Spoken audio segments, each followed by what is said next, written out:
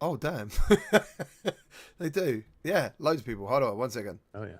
Hey, and I believe we are live. What is up, everyone? Welcome back to another episode of the VR CruCast. How is everyone in the chat? Thank you ever so much for joining us again.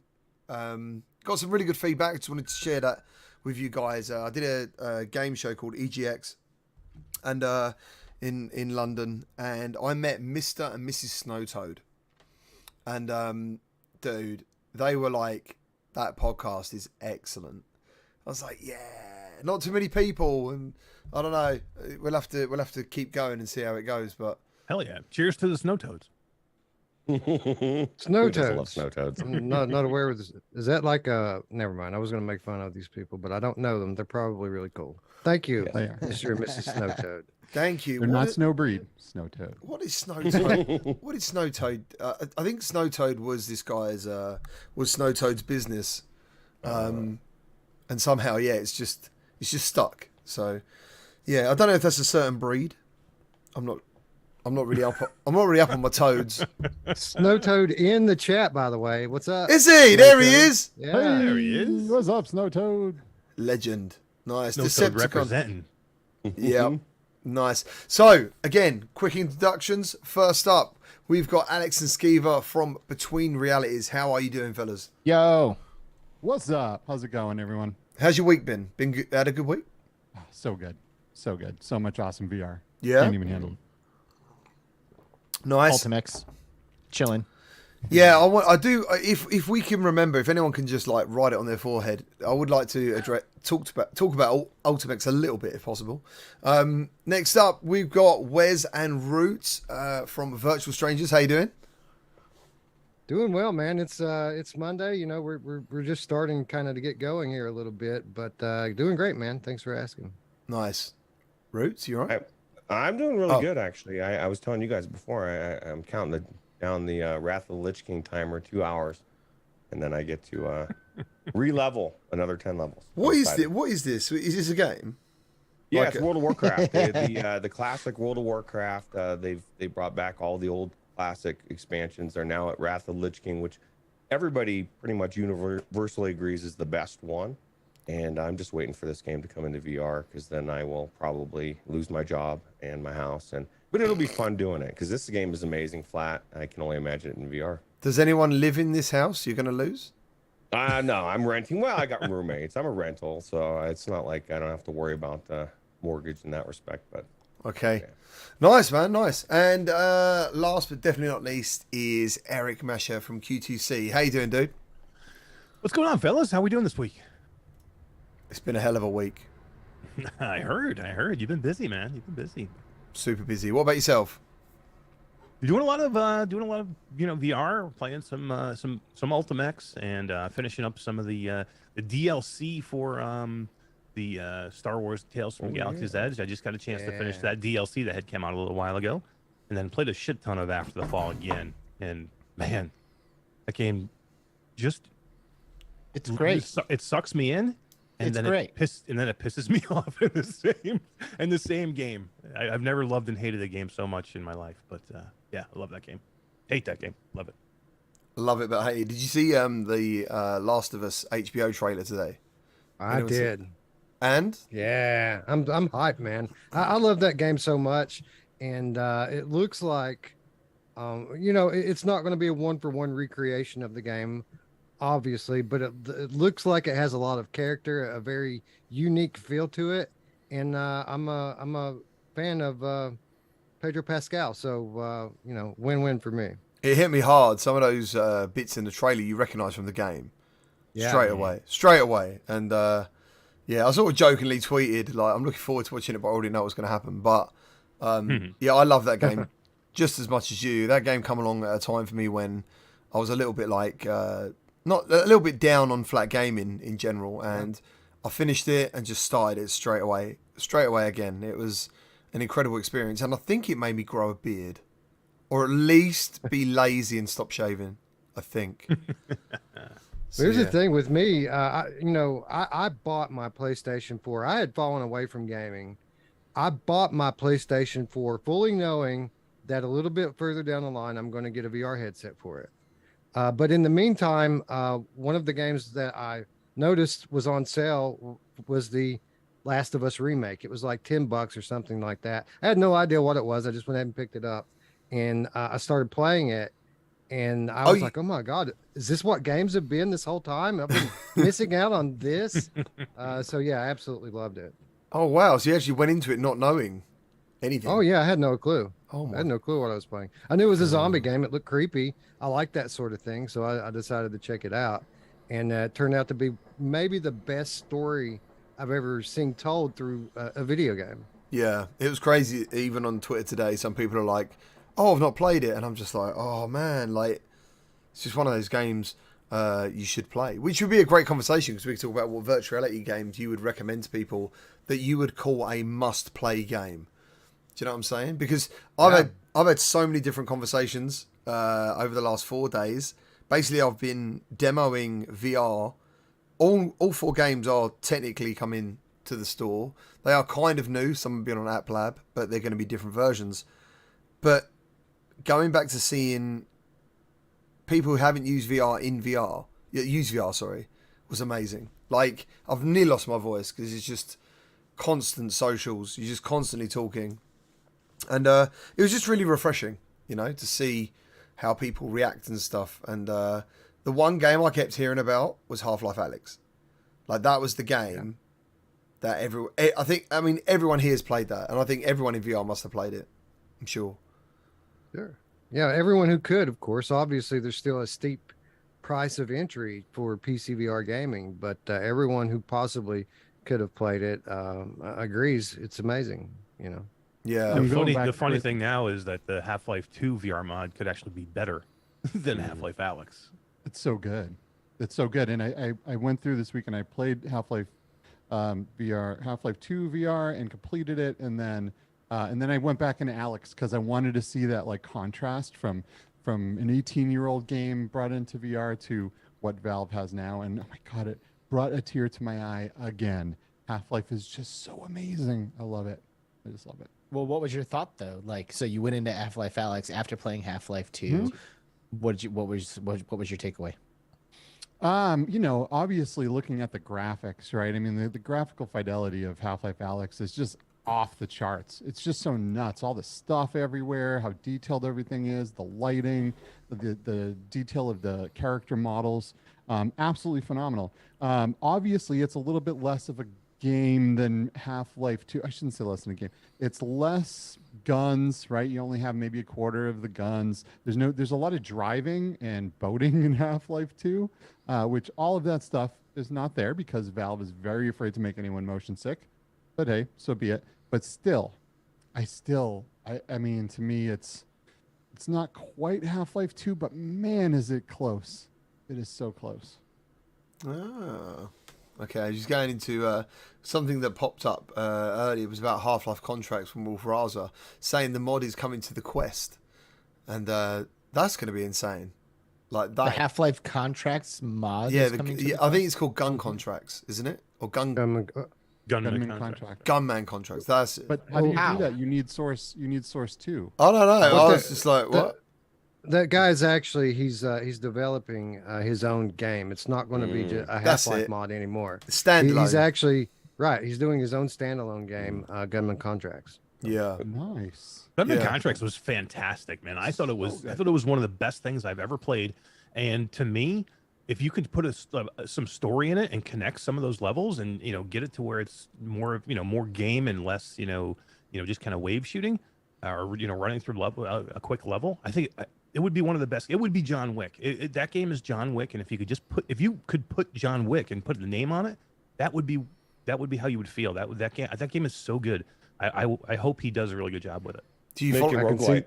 Sorry, make it roguelike. I mean, basically, it needs to change where they come from. Everything you do that. That was the biggest gripe I had with it. Is everything? And Wes was saying the same thing. It's just all the same. Once you've gone through it, you know where the enemies are coming from. You just start changing that where they're coming from, and maybe add weapons, different things that you can make a really cool game. Yeah, I agree. It is like a great film, you know what I mean, or like a chapter of a film. You go through it, and I don't really ever feel really the need to go back through it, to be honest. But he is saying at the moment he's even adding a shotgun Oh, to the next one. I thought that'd be pretty cool, you know, because it actually then starts to feel not like Half-Life Alyx, even more so, you know. I think he's changed the gloves, the gun. That was the thing about the mods. I found that if I went in there with the Alyx gloves and still the same pistol, it still felt like you was kind of still in Half-Life Alyx. But Yeah. what we're I'm sorry. And a lot of those mods, I agree totally with what you're saying. A lot of those mods, not this one specifically, but many of them, even just straight up pull the Half-Life Alyx enemies in, and that's what you're fighting. And it just feels like more Half-Life Alyx, although, you know, not from Valve's amazing level creators, but rather amateurs. So they changed the gloves in gunman contracts, at least the second one. You're wearing like leather gloves. yeah, I think so. Yeah, I'm pretty sure they changed the gloves. Yeah. They were one of the only mods to really go in, change all the enemy types, change all the assets, and make it its own complete game. Yeah. You know, even BioShock, the original BioShock mod they put on there was great, but it had a lot of Half-Life enemies. They hadn't gotten to the point yet where they were swapping out the enemies for the BioShock enemies. But Gunman Contracts was always like kind of next level. Really good stuff. And the way the enemies reacted, I thought was pretty cool. It was a bit repetitive, but that first like few kills, the way they react to that bullet hitting them and the sounds, oh, that was so sick. And to play it with haptics, oh my god, like a haptic vest and stuff is just next level. It's so good. So someone just asked in the chat, I take it you guys have jumped into the Contractors VR mods now, most of you. Contractors? Yeah. like the Star Wars one that GT did, the BattleNet or Battlestar Halo. one. Yeah, I just Halo. did them this past weekend. I streamed them on I streamed it for a little bit on Saturday. I thought it was excellent. I thought it was really good. The only thing I would say though, the maps were beautiful, and I did pretty much. I think we did almost all the Star Wars maps. The loadout, the Star Wars loadout, where you're getting like the weapons, the blaster weapons. I think I'd almost just prefer to go back to the regular weapons and just use the maps. The blasters just, I don't know. They just didn't. I just rather have the regular weapons like an M4 or whatever. The guy I was playing with in my video is what he designed that gun loadout or the Star Wars loadout, and he said he was like really going to start concentrating on balancing and stuff like that. I personally I completely lost my shit when I played it, and it was probably a bit of an overreaction, but it was just like it just reminded me. I used to love Battlefront on the PSP. I think it was Battlefront 2, not sure, but I thought it was amazing. But someone asked about Haptics for the mods, and I'm pretty sure like it travels across the whole game. It does. I thought it would. Yeah, I don't know. I don't think I've tried any mods with haptics yet. But it's getting cold now, so I'm looking forward to actually putting that stuff on because in the summer, I'm actually waiting to play Half-Life 2 in VR until someone puts together a haptics mod for it, because I want to be able to feel the recoil. I want to feel everything. So I'm actually pumping the brakes, and I'm going to wait because I'm pretty sure someone's got one working. Isn't there also like an HD thing, Wes? You was talking. Someone was talking about? like lighting effects, right? Yeah. Yeah. played There's the a HD mod. oh, so you actually installed the mod that's out there right now, Skiva? The HD one that upscales the textures by 4 times, but not the one that people have been sharing lately with all the crazy lighting effects. I don't think that's released yet. So the actual official Source VR mod team are actually working on a graphics overhaul for the mod, an official update to it, so that those of us who don't really want to go in and mod the game ourselves won't have to. It'll just update on its own. This is part of their roadmap. They're also going to be adding in what was it, episode 1 and episode 2 content. Cool. It's going to be playable as well. Yeah. Huge. It's a lot of work for a group that's not, this is free. This is a free mod. Like, you don't have to pay for any of it. I kind of feel like they need to, I don't know, put out their donation link out there a little bit more, because I have no clue how to support these people. They should, because it's not gamepad, right? That's the thing. Most of these are gamepad. This has dual hand presence. You can pick up two things at the same time. You can physically smash things under the ground. You can like do all of these things that shouldn't work in this game, but somehow they worked some wizardry and it really legitimately feels like a VR game. So good. For sure. Yeah, For sure. it's and that's what I'm saying when I said that, you know, that this could end up rivaling Half-Life 2 VR mod could end up rivaling Half-Life Alyx in gameplay and way it looks, because they're not done with this. They're going to make this thing better and better. And man, it already looks really, really good. It looks beautiful. When you see this after all these things they're putting into it, this dynamic lighting that they're going to be putting into it, it's going to be amazing. I can't wait to get back in there. I'm going to wait now. Like, I haven't finished it.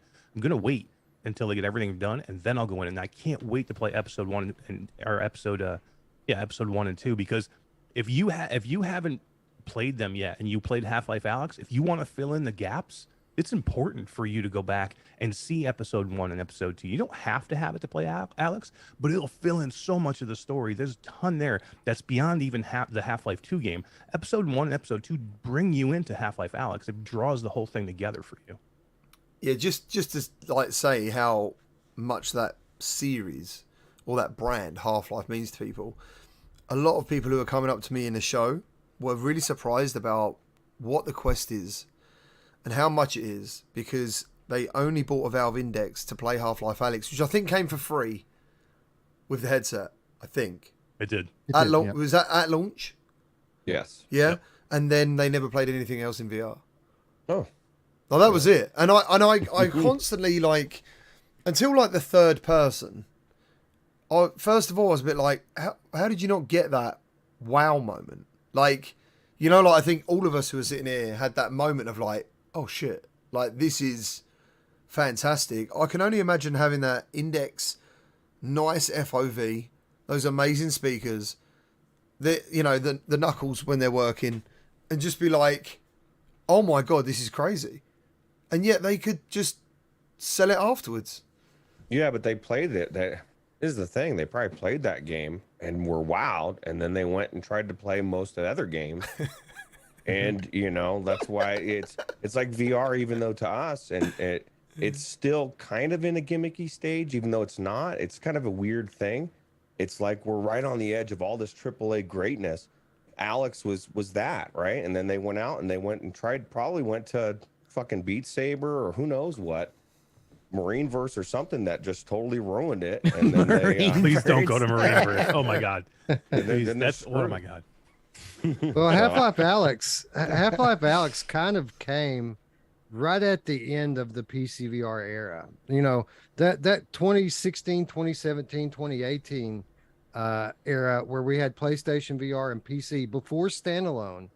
That's when the best games came, and Half-Life Alyx was kind of the tail end of that. It debuted right around the time that the Quest came in, and we saw a massive shift in the way investment went into the big budget games. All of a sudden, there was this push for optimization so that everything could run on a cell phone, in effect. And we're still waiting for the games to come back, and I think that's why a lot of us are so excited about PlayStation VR 2, because now there's an alternative, a mainstream alternative to standalone VR. Yeah, and Boneworks came out right around then too, so we just got like double whammied with Half-Life Alyx and Boneworks. And to us, it was like, the future is here. And then there was a little bit of a lull after that, but I mean, what a time that was. Absolutely nuts. Oh yeah, we had those two. We had The Walking Dead Saints and Sinners. Asgard's Wrath and Stormland. They were all right in that same little period there, and then that was it. We've had some good games since then, but we haven't had a good period. It felt like that. It felt like that, like literally thing on thing on thing on thing, and it's and I can see why some people. It was a mixture of things. I remember so many different comments and feelings going on, like Quest is ruining VR, yet it was also kind of holding it up at the same time. And then like Boneworks was really, really immersive, but there's no actual game, it's just sandbox, and you're getting all these different things. I don't know, man, it was a crazy time. But it's interesting the to library me. back. I'm sorry, go ahead, Alex. I was gonna say it's interesting to me how quickly we acclimate to the news and like the new hardware and the new games and all of that stuff. You know, like you can play Half-Life Alyx and yeah, it's amazing for the 7 hours or so that it takes you to beat it, and now you've acclimated. Now this is your new life, this is your new expectation, and you know now you're waiting for something that's on caliber with that to come out. You know, I remember being at VR LA in 2018 before the Quest came out with the Arvory team who make Pixel Rip 1989, 1995, and Great they games. were so excited about the Quest coming out. Like, these are people who had been in VR developers for years now, and they're constantly lugging laptops and base stations and all this stuff to all these expos all the time. And they were so beside themselves talking about the Santa Cruz, being like, dude, oh my God, man, when this thing comes out, the whole world is going to change. We'll just be able to take the Santa Cruz with us anywhere and just like blah, blah, blah. And like, it was such a big deal, you know? And like, now we're like, okay, yeah, but the games suck.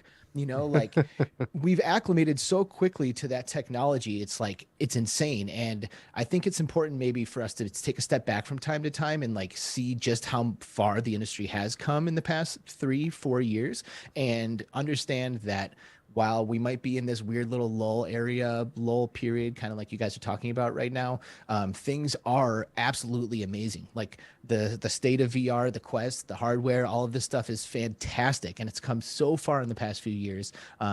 If that's any evidence as to where we're going, I think a lot of our issues will probably start to get squashed, hopefully in the next couple of years. I think we needed to go through that phase to get to where we are now. This is the proper. I mean, we may not like it, or some people might not like it, but I think this was important. This was an important step to take to bring people into VR. So this phase has to happen, and I think it's you know, Wes and Root say this a lot too. It's cyclical, right? I mean, you know, PC VR or PSVR was big for a long time, and then they kind of died out, and then it was PC, and then you know, Quest has had its time. And now we're going to see PlayStation come back again. Yep. And you'll probably, I hope, see PC come back again too. You know, Two maybe steps forward, 1 step back. 2 steps forward, 1 step back. Right. And you know, I agree. It's a completely fair statement. Everything you said is true. Oculus Quest pretty much saved VR. I mean, we were on a downward trend in terms of, you know, growth, user base. Until Quest came along and allowed us to take the demo to the people. So that was huge. It allowed developers to begin to actually make money for the first time ever. Yeah. So that was it was a big thing. I agree wholeheartedly. I remember I used to do a developer chat show in Rec Room, and it was Carbon Studios, the guys from Wizards, and like on this show, I think it was pre-recorded or live. I can't remember this particular episode, but he just started talking about the Quest. Now, no one had ever spoken about it to me before. I'd never heard of it. Obviously, as you said, Alex, I think it was called Santa Cruz, but I think he told us the name of it. He told us about inside-out tracking. He told us you could scan rooms. He told us you could store 7 different locations with the Guardian. So he was like, I can go around my mum's house and put it on, and then go around my friend's house and put it on. And I was just sitting there thinking, I think this guy's fucking high. Like, I'm sitting here in a PSVR with Move controllers. Do you know what I mean? And what he's talking about. And he honestly, and I've still got it now. And then what was happening was, I couldn't really find anything online. So I started like the next developer asking about it, and sure enough, it was definitely coming. And yeah, that was so exciting, dude, so exciting. But do you feel like at the moment, and I don't mean just in terms of games, because obviously there's a lot of stuff happening. Do you feel now we're at that spark point almost again, where things are going to start, you know, going upwards? I do, for sure. Yeah. Absolutely. I feel like I'm evidence of it, you know, like I'm not the only person who has kind of had their excitement of VR experiences dwindle over the years. You know, I'm not the same guy as I was when I was playing Firewall Zero Hour, just like could not get that headset off of me. You know, after a few years, you kind of get used to things, you know, you use the headset a bunch of times, you played the games a bunch of times, and some of the novelty kind of wears off, and, you know, you acclimate, kind of like what I was saying earlier. Yeah. I think all this new tech is all stuff that we are not acclimated to. So when all of a sudden it starts showing up and we start putting these new headsets on and playing these new games, we're probably probably going to be freaking out. At least I think I'm going to be, like I'm excited. I'm excited in a way for the future of all of this stuff that I haven't been in the past year or so. So I know I'm not the only one. And I think You're games are definitely getting not there the only too, one. right? Yeah, the games are getting there too, right? So, a lot of people killing myself. We kill these cookie cutter cooking games or whatever the mobile games you get for the Quest. But then we get games like Red Matter 2, and we get games like Bone Lab that's going to be coming, and we get, Saints and Sinners on the Quest 2 headset. There's games on the Quest 2 headset that completely blow my freaking mind. Like, how did these guys put this and get this game on the Quest 2 on a mobile chipped headset? How is this possible? How do they do this? So they can make these things. We need to make it profitable for them to make these things. Otherwise, they won't make them. So we can't be like, what, $20 for a VR game? I'm not going to do that. I can't pay $20 for a VR game that's only 5-6 hours long. We can't do that. If we want to see more Red Matter 2, if we want to see more Bone Lab, you're going to have to pay $40 for a VR game and be okay with it. That's just something I've been preaching for a long time. I don't want to have to pay these things, but again, if it's not profitable for them, they're going to make the cooking games and the cheap, quick games that they can just churn out for nothing, and they'll make a ton of money on. Everyone hits on the cooking games. I hate cooking games, dude. If they didn't sell, then if people didn't buy them, they wouldn't make them. So they're not our genre, but you know what I mean? So I agree. I think that the depth of the gameplay is finally what's going to cause the spark. That's the biggest thing I've been screaming about. We've been getting a good taste of it with Ghost Runner and all these mods we've been playing, and getting in VR and playing like legit AAA games that you wanted to play before anyway, that were flat. Now they're in VR, and you're thinking, then you go back to some of these games that the gameplay loop is just so shallow. And my son was so ahead of me when I first got into VR, and I was showing my kids and stuff. The first thing he said, yeah, it's really cool, but it's a little shallow. And I actually got really defensive and argued with him. And now I kind of look at those games, especially back in 2018, most of the ones, with the exception of, the ones we talked about earlier, we're just, the gameplay loop isn't there. But we're starting to even see the indie games are starting to get it. They need to entertain us in there outside of just get us in VR. That novelty is worn off for 100%. Well, that's the thing. He's right. I know. I do agree with what you're saying. I really do, absolutely. But going to this show, what we did, people couldn't believe it. Like, there was a couple of times you put a headset on someone, and they got their controllers, and they just stand still, like that, and they're playing they're about to play Broken Edge, like a sword fighting game. And I'm thinking, so I'm like, you okay? And they're like, yeah. I'm like, are you going to move? And they went, can I move? I went, yeah, you can move. And then it's just that realization. Some people just don't get it. Do you know what I'm saying? They don't. Yeah, I sometimes have to tell people who are in demos to look around. That's usually one of the first things I tell them to do. I'm like, hey, so realize that your head, you can move this thing. Look around, look up, look down, look behind you. Yeah. When we did Game on Expo, we did 1,000 demos, and we had a ton of quests set up, and we were running 8 to 10 different games. And dude, and this is such an interesting point to make now, because we had a wide variety of titles, new games and old games alike. But guess what was the most popular? Beat Saber. And Job Simulator.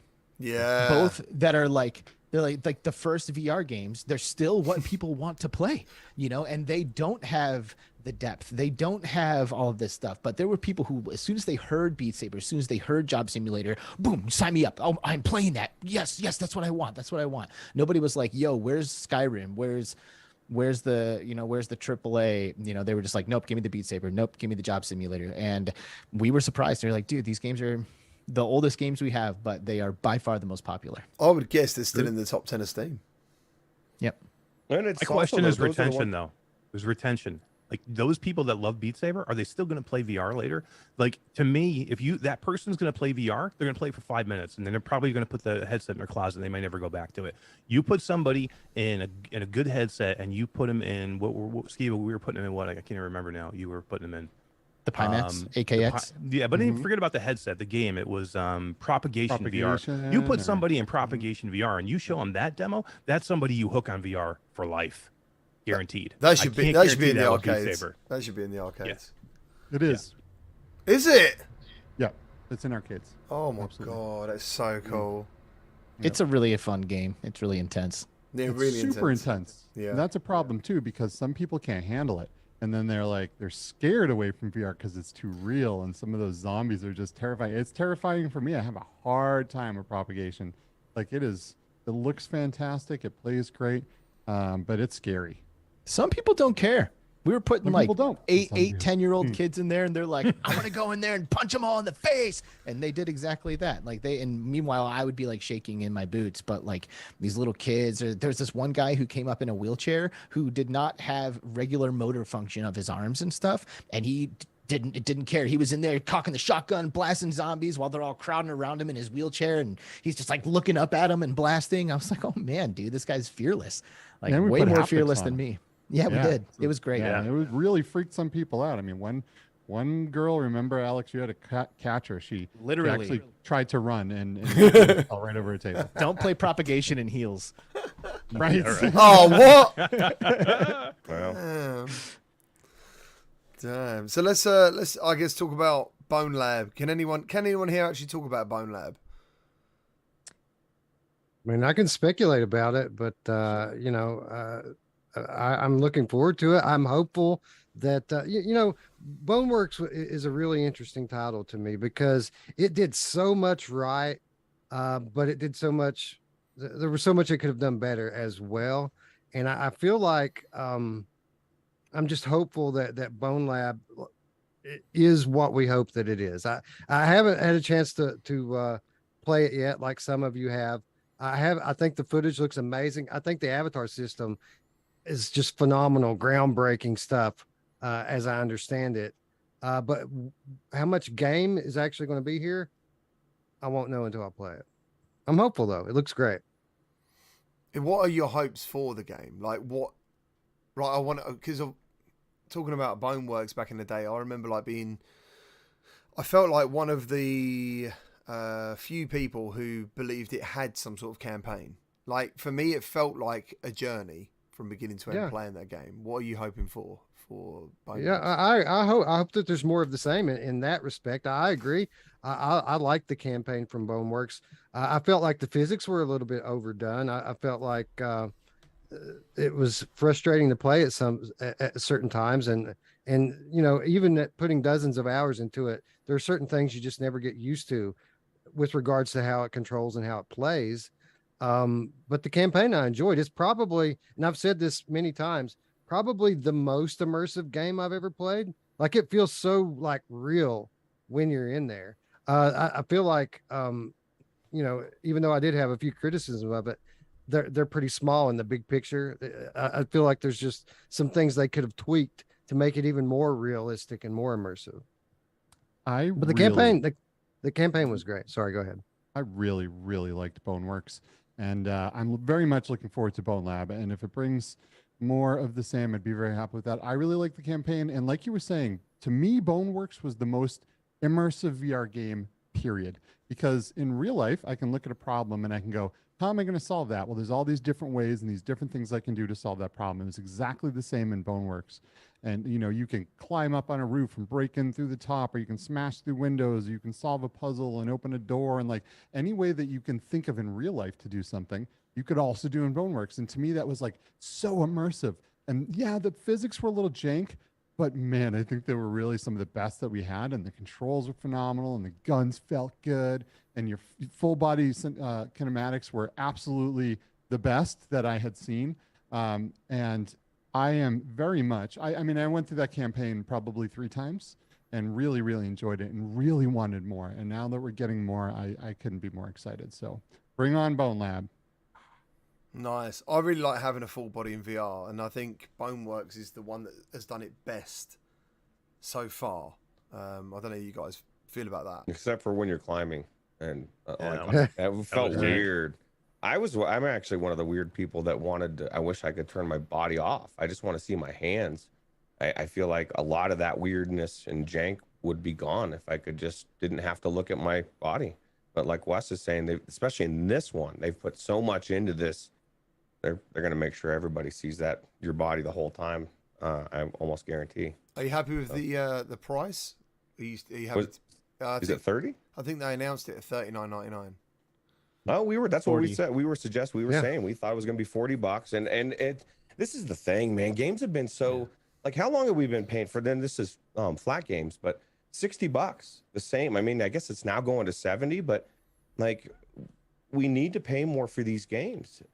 How much time was taken into this game? And I don't want to pay more, like Max was saying, but we have to. Unless we want to have the same shitty, games that are not that long, or they don't have much AAA to them, or they maybe they skimped out on the voice acting or something, some way, somehow we're going to pay for it. You get what you pay for. So. Yeah, I'm just trying to remember what Oculus Connect it was, and it was Oculus. They announced this was happening. I reckon it was 3 years ago. Yeah.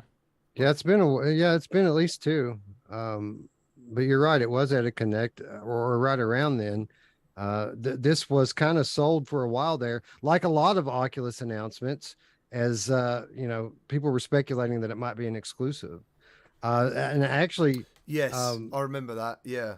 And I'm kind of curious. This is one of the biggest question marks for me with this game, is that I know that it was developed around the standalone hardware. So what's that going to mean for the game? Is it going to be something noticeable, or are we going to be hailing these guys as wizards, like we have a few other groups like Vertical Robot that are just able to achieve things that we thought before were impossible on the hardware?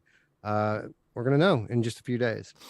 So, yeah, I've just found it, actually. It says during the keynote, and this was... So, Boneworks wasn't even out, apparently, I don't think. And that was meant to launch at the fourth quarter of 2019. And then the title was Project 4 for Bone Labs. And it just flashes up on the screen. So, yeah, that was back in 2019. That's crazy. I want to take an opportunity to throw a quick shout out to our buddy Paradise Decay Yes. right now. Yes, please. Who has been, struggling with some vision issues. And I know that it's been a rough ride. And I just want him to know that personally, I've been thinking about him a lot in the past week or so. And I'll speak for all of us when I say that we all love you and wish you a speedy recovery. And you can feel free to reach out to any of us for anything at any time. Absolutely. You're here. Yeah, love you, man. PD. Still making it to why- everybody's show too, right? He's I still know, there, it's man. amazing. He's still in everybody's chat. He's still the first one to get in and say hi and talk to the community, and love that. So guy. in chat, he says Bone Labs will do for the Quest 2 what Half-Life Alyx did for PC. And when you're sitting there talking about like what your hopes are for Bone Labs, personally for me, my hopes are that it really nails that whole modding thing, because when I think about this game coming to the Quest, for some reason I am more prone to compare it to like Blade and Sorcery coming to the Quest. How like this is a game that is a VR staple that's known for its physics system, and that with the right modding support becomes a huge hit, an absolute classic. That's kind of how that's like the potential that I see for Bone Labs, or for Bone Lab. And the reason why I'm a little slightly worried, I guess, is because I personally feel like Blade and Sorcery Nomad kind of was like dead in the water. Like it promised a lot of great things. It promised to be the Blade and Sorcery experience, and ultimately, at least for me anyway, really fell short of that expectation. So if Bone Lab can manage to like really nail the modding aspect in a way that the PC gamers have come to know and love, then I think that will translate to the Quest audience, and then it will give everybody this like amazing title that they can really sink their teeth into. They can really explore the mods and take a hand at trying stuff. And that's my hope, is that the modding scene for Bone Lab is just exactly as we expect it to be. I think the modding in Contractors is the pinnacle so far. Like that, It is really good. Definitely. So easy, it's cross-platform. Like I don't know how they did it, but it is absolutely insane. And I just want to touch on what you was talking about. What we was talking about was prices in the chat, talking about them now. I remember N64 games being £70, which would, well, as of today, now the Queen's dead, the dollar and the pound are the same, but normally that would be about $85. So yeah, what's like the most expensive game? No, I don't know if you can be including this, Roots, because you sound a bit of a nutter for certain games. Like, how much have you paid for World of Warcraft? Like in total, it must be. I don't know, man. Do Because you know I what I'm played it saying? for like 10 years. Yeah, and all And the that's a expansions, monthly and it- subscription. And you know, you don't if pay you, for the game though, do you? In the beginning, then. well, not in this classic. That's the beauty of it. You just pay for the subscription, and you get all the expansions as they go along. But you know, and I got kind of crap for this last time, but if you want to say advance yourself a little bit further, Alex, I can buy. Is that how you put it? I If can you buy- want to advance yourself a little further, you so can buy innocent. some gold. You can buy some gold and just kind of like, you know, sneak, because it's 5,000 gold to get flying once I get to the next area. That's a lot of gold, man. I don't Is it, understand. but it's not real gold though, right? No, it's not real money. Well, are you it's real saying money you buy for that the... sounds like a paywall? Is there, or is it just? Are you skipping levels, or I mean? No, it's so you don't have to do it. So basically, there's a lot of people that I guess I used to do it back in this actual expansion, the beginning of it. I used to go out and I spent so much time in the game. I would farm gold and I sold it to my guildies, and I made a lot of money. I mean, I'm probably a couple thousand when the expansion was coming out. So I feel like I'm just kind of putting the money back in. Time is money, friend. Yeah, You're that's hustling exactly it. in WoW. You're hustling in WoW. Yeah, it was cool. It was cool. So what the comparison that I've been thinking of while we've been having the money talk is Beat Saber, because Beat Saber is $30, right? And that's the one-time fee for Beat Saber that you pay. But to get the additional content, downloadable music packs, you're dropping $10-15 every couple of months. You know, like I personally, and I know a lot of people disagree with me here, but I personally kind of like the buy additional content, or like buy a battle pass, or like, you know, the smaller transactions after the initial one. I have absolutely no issue with if it's a good game and the content's legit, you know. So I'm curious, like, you know, when it comes to these VR games, what are your guys' thoughts when it comes to stuff like Ultimax being free with, you know, in-game purchases, or Beat Saber with music packs, you know, like smaller purchases either after a free launch or after an initial purchase of the game? Before we talk about free stuff, I want to thank Alakazam for the $2 donation. He says it's amazing what a little old Quest 2 can do. It really is. It really is. Yeah. So I'm definitely up for this conversation. I like that love model. Yeah, go ahead, Rich. Everyone's up for it. We're gonna say I was it, just yeah. gonna say I that think we're gonna model say the is- same thing. Yeah. I think the model is smart, and it's a great way. You don't have to buy skins. You don't have to pay for the extra battle pass or whatever, but they get you to want to, and it gives the developers a way to support the game. We want the support from these games, but then we don't want to pay. Again, we don't want to pay for it. So Right. if I, Well, if and it's a good easier to me game- to do that than a $70 purchase for a game. You know, like if I spend 30, but then unlock additional content later, I find that to be way easier. I've probably spent over $100 on Beat Saber, you know. It's smart, and you get to choose what you don't have to get the extra things, right? So I just think it's a smart system. I like it, especially in a multiplayer game. I think to me, if you need if your game is only multiplayer, it should be free. And do exactly what this. Do a seasonal pass. To me, right now, Population 1 should be free. It should be a buy-in game. 100%. As soon as you buy your Quest 2, you get it for free.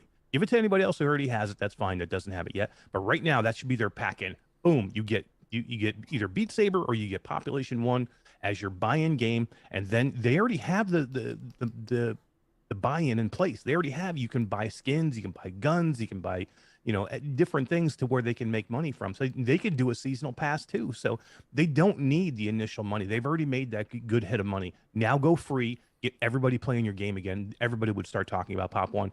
This is so smart. Resolution Games is super smart with this. Knock should be free right now, by the way. Do you know, I kind of think one of the best models is Fortnite. Because with Fortnite, you would get the game, and you could play the game with everyone else. You'd have base characters, and you could also earn the season pass by playing it a hell of a lot. Yes. And do you know what would happen is, like, I remember like seeing this idea, and my kids are like, "We're buying this. We're buying." I even bought some shit on there, like the fucking Millennium Falcon that you could swoop in with and stuff. You know, it's so cool. And because they'd earned the season. This sounds crazy, really. I don't know if it does or not. Because they'd earned the season pass, I was kind of like, listen, yeah, you can have like £10 to buy some really cool outfit from your favourite character or something. I don't know. It's weird. And I know for certain that they made more money out of me that way because they didn't lock the game away. You know, any time Yep. you could just not buy anything and still play it competitively. I thought that's The pretty game just smart. has to be good, and that's really what it comes down to. If the game is great, like if you build it and it's good, they will come So what? because people want to pay for a thing that they like. So let's talk about Ultimax then. Like, I'm not hearing or seeing the hype that I thought the game would have. Did we talk about this last week or not? Well, We only did. a little bit. I We thought touched we on did. it. Yeah, we touched on it, but now it's been out for an extra week, more it's been in the hands of more people, and I think they have some like issues to work with when it comes to like their matchmaking, or I don't know, not matchmaking, but like their like net code or whatever. It was Like cross-region, wasn't it? I couldn't get into games, like I'm trying to like queue up in 2v2s and I can't get in there. Like that kind of thing is going to crush you. Like people will not play it if they're having those kinds of issues. As far as gameplay is concerned, I still am really enjoying the experience, but I'm not able to get into 2v2s as easily as I should be, and that will kill that game if they don't figure it out quickly. I also when at EGX getting some feedback about Ultimax, talking about it, and one of them was about the fact that it doesn't look good on video, not from a graphical standpoint, from a movement perspective. The fact that it's got teleportation, which I think is actually a great mechanic for the game, looks bad on a video. What do you think about that? There's probably something to that because I know for VR enthusiasts, the idea of teleportation for most of us that's a bad word, right? And myself included, I don't typically like teleportation in VR games, but I completely agree here. It works for this game, and it's probably one of the reasons why I like this game so much more than a game like Knock, which I had so much trouble getting a handle on the locomotion.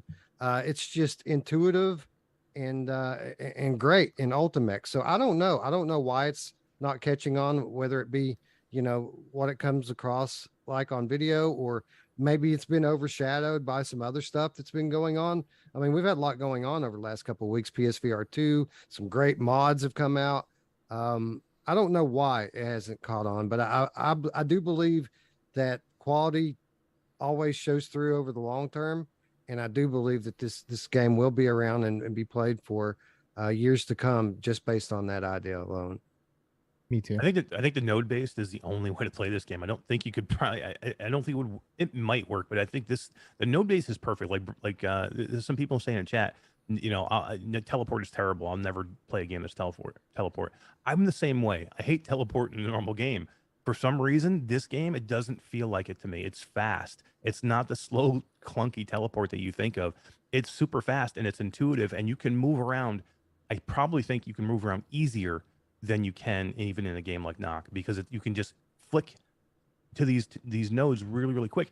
And the strategy, because you can't occupy the same node as somebody else, so you can't always go where you want to. So there is a built-in strategy to that as well. Yeah, I won't. I definitely, first time I went in Ultimax. I think the graphics look great, by the way. They are. I think they're really good, and it looks really sharp. I haven't played it on Quest though, but I've heard that's just as good. Yeah, it looks great. I'm sure Resolution Games have definitely got a grip on that tech. I remember the first thing looking for smooth locomotion in the options. I was like, "Why?" And then I realised, obviously, that the game is not meant to be played that way. Do you think because it's free, maybe people don't care? Does that make any sense? It does. Does that make It does, any but sense? I don't think so. Because I don't know if it should have been 3, or maybe it should have been free, but extra stuff should be for a cost. Does that make... Maybe like a founders pack? Yeah, something. I just think maybe being free devalues. I see people say it all the time. I see people in our chat. I see people all over the place saying, I will never play a free game. And I don't really know why. I mean, I get that it lets in the chaos. It lets in all the little kids and stuff. And I get that part. But the value of a game isn't necessarily in the cost. There's a lot of games out there that cost a lot that are terrible, and a lot of free ones that are absolutely incredible. So I think it's a bad perspective, but people have it. Yeah, I did that for years. You guys remember the first year or two of our show? I said that often, like, I'm not going to play anything free, bro. Like I'm not.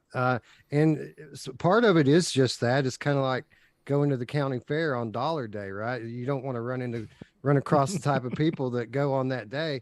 But a part of you, or at least me at the time, said, if it's free, I mean, if it's so great, then why is it free? Yes. Like if it was really that good, it would have a price tag on it. And obviously, I've played enough great free experiences since then that I've changed that perspective. But I totally get it because I once held it. The Echo reason was why, free. Echo was Yeah. free. Everybody played that. the reason is because we don't have the pockets to play everything, like, and not just us, like people in general, right? Like people don't have the pockets to play every single game that comes out, and their buddy might be like, dude, I just bought this game, it's really cool, it's only $20, man, pick it up. And you're like, I don't know, maybe I'll like it, maybe I won't, but it's just not worth it for me to charge my credit card to find out, and that is the thing that the free to play model takes away. It removes all the risk that's involved with spending your time trying it. So you can just download it. It's so easy just to try it. Like just play it, just play the game, like if it's really good, you'll make it free to play and remove all of the barriers for allowing people to make contact with it. And then once they find out just how good it is, they will literally be reaching for their wallet because they will want to get that thing that separates them from the free user. Yeah. Yeah, and like Marco Polo just said, the game just didn't look that good to me, honestly. And I do wonder whether the combination of free and then... And what is the reason for people to play? There's no real explanation of, is there tournaments, is there cups, is there levels, is there... I don't know. I don't know. It's weird because I played that game and I was like... Me and Benjo, we played it, and we were both like, dude, this game's going to, like, smash it. This is going to be... It's so much fun. And it's weird seeing the other side of it, of people not really being too excited. Doomstar in the chat just says he got the Bobo VR M2 Plus head strap. He also got some headphones, and he really recommends the head strap. What are the head straps you recommend, like your accessories, and what have you got? What's your kit? Bobo. Bobo. I like the M2 before anything Wes Bobo. trashes it. I like the M2 a lot. It doesn't hurt my head at all. I prefer the Yeah, M1 it's amazing. myself. Okay. Yeah. I'm an M1 guy as well, but there to me is no, and I've tried so many, and there is no more comfortable of a headset than a Bobo headset. Plus, just hot swapping those batteries. They click in with a magnet, you pull them right off, you throw them on a quick charger, you grab another one. You can literally play your Quest all day, every day, and never run out of batteries. And it's super comfortable and it's high quality. And you can even use those batteries to like charge your phone and stuff. It's like the highest quality accessory with the most value for the dollar. Hands down. I 1,000,000,000% agree. Yeah, I agree with everything that they've said. I am a M1 Pro guy in terms of my Bobo preference, but I would like to also shout out VR cover and their facial interface, Yeah. just as essential as the head strap replacement, in my opinion. 100%. VR cover, facial interface, Bobo hot swappable battery pack, Halo head strap, and Kiwi extender knuckles for the controllers. Absolutely. Boom. That's it. That's the triple whammy. Yeah. Yeah, I agree completely. That's exactly what I've got. I've got the VR cover knuckles, but I don't think they really got much love from some people. Are you on about the ones from Kiwi that are longer? Yeah. Yes. Oh, Yeah. I still haven't tried them. Oh, Got GT, it. bro. What? So good. Well, no, That's for you. like, to be honest, they were like, it was weird when someone like offers you money to do stuff. I kind of really take a back foot. You know what I mean? And when I already loved the Bobo, and they didn't just want me to do the straps, and there was a real painful back and forth about some stuff what I wasn't happy with. So yeah, unfortunately, I'll probably never promote Kiwi at the moment. But I was really hoping some of you might talk about Kiwi, like the head straps and stuff. I was really, because it's nice to have diversity. It's nice to have people like argue the point, but it's also great to hear that everyone enjoys the same thing. And yeah, you're absolutely right with the batteries, dude. They were a lifesaver at EGX because everyone had like a strap each. Like we had so two head straps and then was it 4 batteries? Yeah, 4 batteries each. So there was 6 hours potentially out the gate, and you're obviously swapping them and charging them, and it was incredible, and people were like, I kind of worried that some people might walk away and get a Quest and be like, what the hell is this? Like, Yeah. this isn't what I played on, you know what I mean? Like this horrible strap. And yeah, and Bobo, like, sent them to us to use for events, and was very lucky, very lucky. Yeah, they did the same for us for Game On Expo, and we ran those headsets so many quests for like 12 hours a 12 day, hours, 14 yeah. hours a day, and they never ever ran out of batteries. It's just incredible and so comfortable on top of it. It's like it's nuts when there is something that's so high up there in quality and comfort that everyone is like, oh, Bobo. Like none of us Yeah. even were like, we're just like, nope, Bobo. Dude, and the other day during the Q2C VR Gamer 12-hour breast cancer awareness charity event live stream. Boom. That's a mouthful. It is. But during that, I was playing After the Fall with these lovely gentlemen, and my Knuckles controllers died as we're like approaching the boss fight at the end of one of the campaigns. And Ski was like, bro, your Bobo batteries. And I was like, okay, done. And I went and grabbed them, and I put one Boba battery plugged into USB-C in my pocket, the other one Oh, wow. in my other pocket. Boom. Like both controllers plugged in, charging while playing. It was amazing. I do that all the time. That's so smart. So smart. Yeah. But even the head strap itself, can you? I mean, we've all gone to these shows, and you try and put like I can't believe they're still putting people in with the regular jock strap. You can't adjust that thing. You've got to be like a genius to adjust that thing, and you got to put it on 1,400 different people. It's so easy to just put the Bobo heads, the Elite or the regular the M2 Halo. It's so easy to put people in and out of that. Developers don't do it. Developers use stock Don't. quests all the time to show their crazy. games off. Yeah, it's mind blowing to me. We was next to the Peaky Blinders at the show, and they were like, I think it was them and our own Broken Edge ones. They were like, these are incredible because you can just flip up the back and just put it on your face, have a look around, do what you got to do, and it was always balanced. And yeah, like they were asking, like, what the hell are they? They'd never heard of them. Thank you to Alakazam. He's done a $5 donation. He says, do y'all think with PSVR 2 coming out, it will force Meta to make every game like a Boneworks? Sony has games for VR on lock. Sorry to change the subject. No. No, I don't. And the reason why is because Thank you, by the way. while there will be, yeah, thank you, Alakazam. Awesome. Thank you for the Thank support. you very much, sir. While I think that the user bases of PSVR 2 and Quest are going to overlap a little bit, I do think that they are going for different groups, right? I think that the Sony users are more game oriented, and the Quest users are more casuals. Like PSVR 2 is going to be amazing, but my kids, their friends, my nieces and nephews, they're all still going to be picking up their Quests and playing Rec Room and playing Gorilla Tag and all that stuff that they love to play. And while I'm sure they'll be wowed when they see videos of all the cool AAA games, it's not going to change them from being able to pick up, their headset, walk into the other room and play something that's free and fun. So not really, is what I would say. Yeah, you guys agree with that? Everyone happy?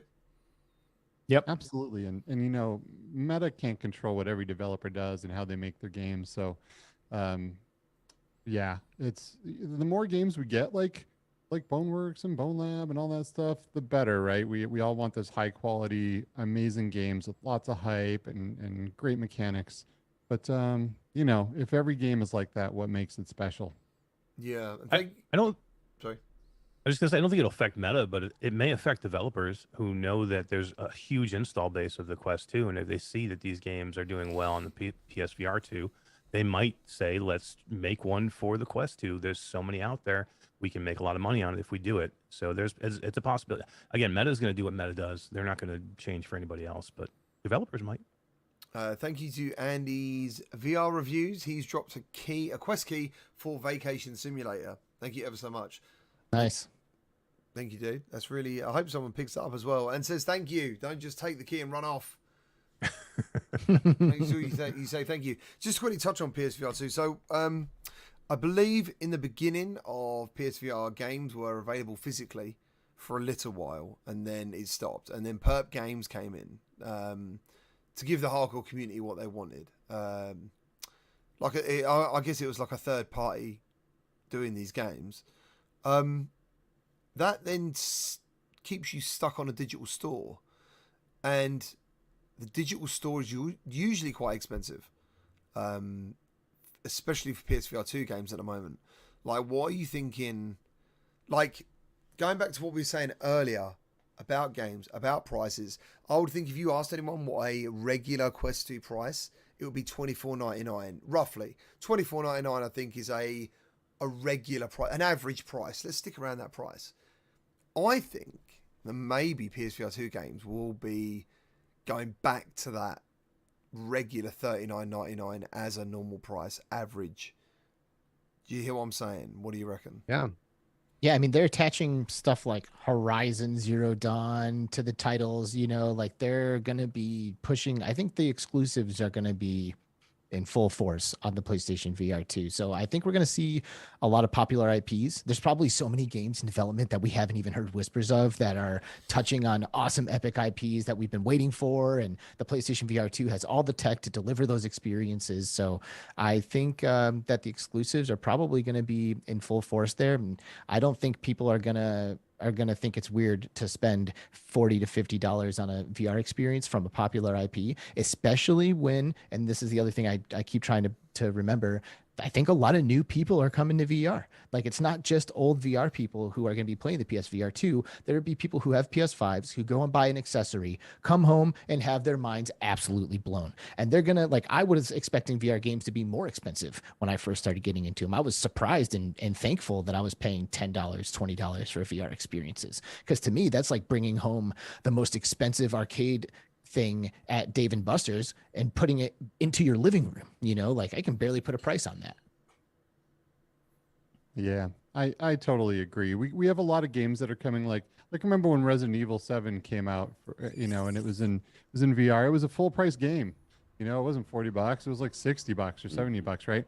PlayStation has gone up in price in most countries.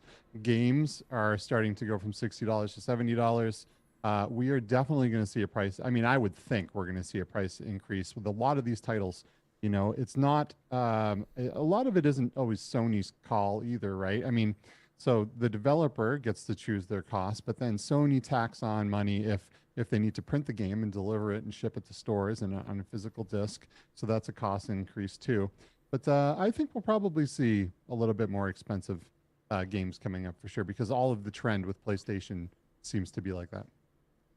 Your exclusives are going to be expensive. Resident Evil 8 Village, $70. it's going to be $60-$70. If you think you're going to get out of that game for $39, you're crazy. I mean, I think Half-Life Alyx was $60 when it launched. That's what you're going to see. If you see a AAA game that's coming on a PlayStation VR 2, it's going to be $60. There's no way it's going to be cheaper. That's what I'm saying. Like, you've already got a community now that are used to paying a certain amount. That's all I meant. Like, yep. I think it might shock some people. That's all. I think. I mean, I'm not saying it. I don't remember it being crazy expensive. I remember buying, like, on day one, Thumper, Batman. What else did I buy? I probably bought Rush of Blood. Rush of Blood. Yeah. That was so incredible. I remember IGN gave that like 6 out of 10. That's stupid. Yeah. IGN. Yeah, that's a whole other conversation, I guess. But yeah, I remember like spending a lot of money, but I don't remember thinking they were that expensive for the experiences. And that's what I think may happen again. Do you think, or have they said? I don't know. If you already own Resident Evil 8, are you paying full price? Is it? Do you think it's going to be like an add-on, or? I think it'll be a free update, just like it was on Resident Evil 7. And I want to say that this has been confirmed, but I can't remember exactly. But I feel like this has already been discussed and confirmed. Nice. Sadly, it's Bradley. How you doing, man? Sorry, couldn't make the show today.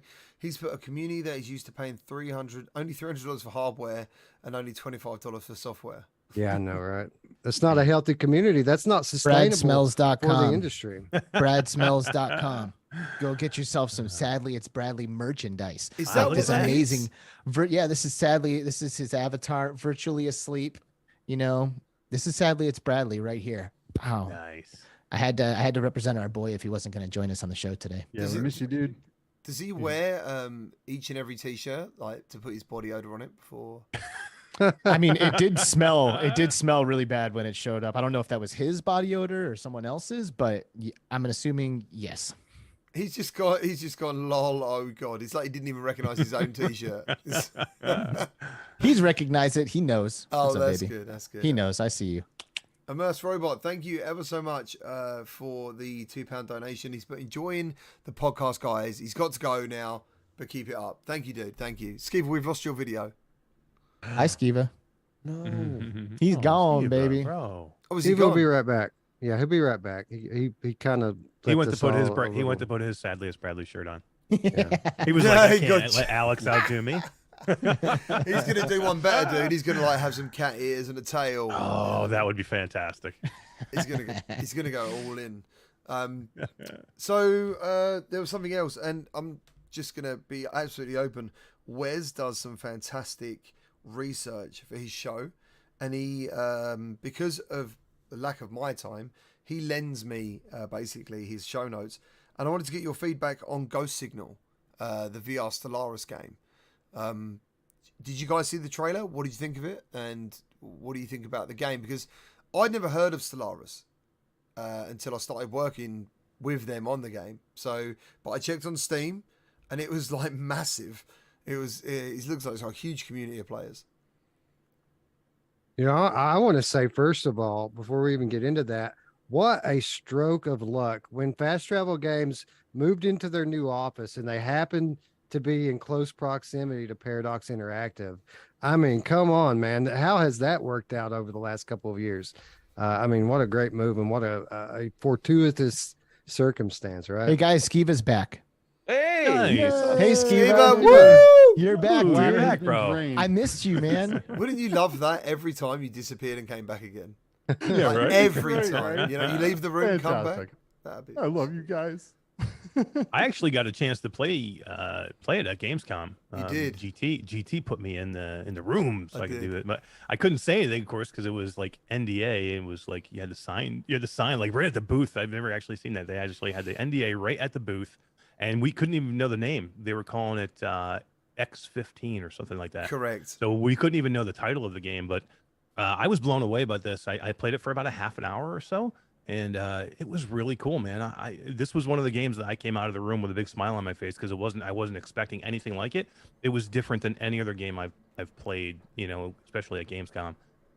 But just being in when you put the headset on with this game, like everything is so vibrant and so beautiful, and some of these bosses are huge, like space monsters or creatures or whatever they are. They're really amazing, and I didn't know the universe either. Apparently, Stellaris is like a big, huge IP. I had no idea.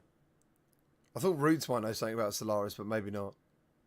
I remember seeing about Stellaris, but I never played it. I don't know. I'm not big into RTS games, but it does look really cool.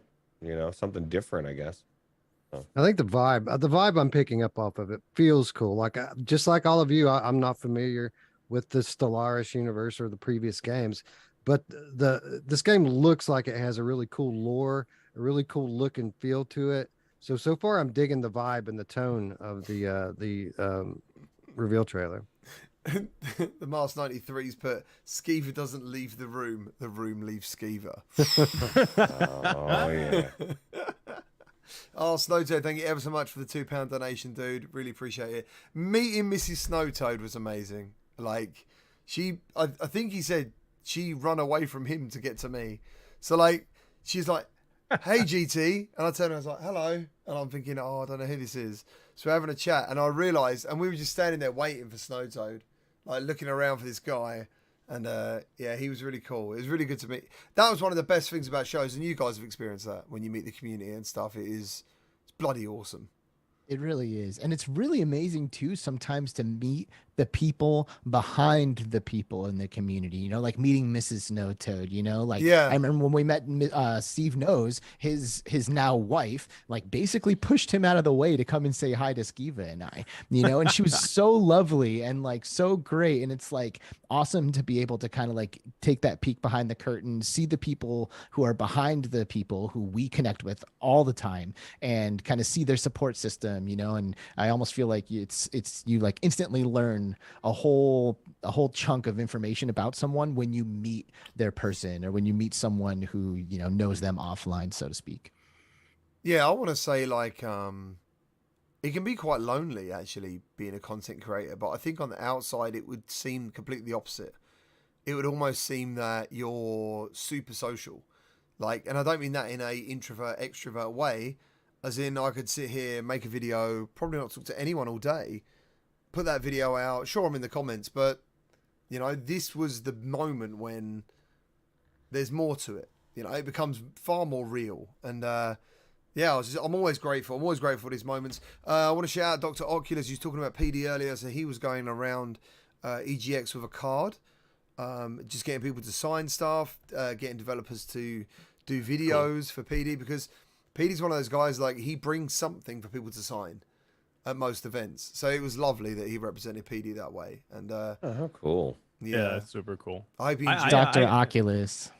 Yeah, that's awesome. I love that name. Dr. I echo what Meta. you said. Sorry. I echo what you said, man. It can be lonely, and I, you know, for me, I appreciate all you guys. You know, the people that I can talk to, because it is you are in front of a camera and you're talking to a lot of people, but you don't really talk to a lot of people. I mean, we have communities and people that we talk to every day, but that know what we go through and the things that we do. I talk to Skiva almost every day. I talk to Alex a lot. I talk to Wes and Roots almost every day. GT, we talk quite a bit. You know, so you know. We've hugged and kissed. Well, absolutely. I kissed you. Yeah. But it's important, man. It's important, and I would like to say, you guys rock. Thank you. Yeah, man. We do rock, don't we? We do. All I do think that is why we all kind of became creators, though. You know, like we put on headsets, we had our minds absolutely melted, and then we like looked around at our immediate community, and like everyone's like looking at us weird, you know. That mega eyebrow, that was massive. Alex, What that are you was doing? incredible. That was like better than The Rock. That was crazy. That was huge. Yeah. Thanks. Yeah, but we all found our tribe, to your point, right? Like you know, the people that saw the same thing as you. It's just you have this connection, right? And they see the future and what's happening, and a lot of other people don't see what's happening. They can only see right now and the technology now as it is in its current state. And there's so much more. And you know, to go out and hang out with all of your tribe, it's just killer. I love it. It was meeting Boy Brown for me personally was a real, like, he's been well, I don't know. I met Boy Brown through Without Parole when me and Brian used to play games. So that would have been back in 2018, and he's been here ever since. So like, yeah, you know, to meet that guy that's always in Discord, always in chat, all that, to like see him, I hugged the shit out of him. Honestly, I went in for doubles. You know what I'm saying? I was just like, oh my god, it's Boy Brown. Oh, that was really good. That is a lovely thing. It's great. It was so good. It was so good. Yeah. So yeah, Go Signal. So you've talked about that. You guys are like semi-hyped for it. It's a roguelike game.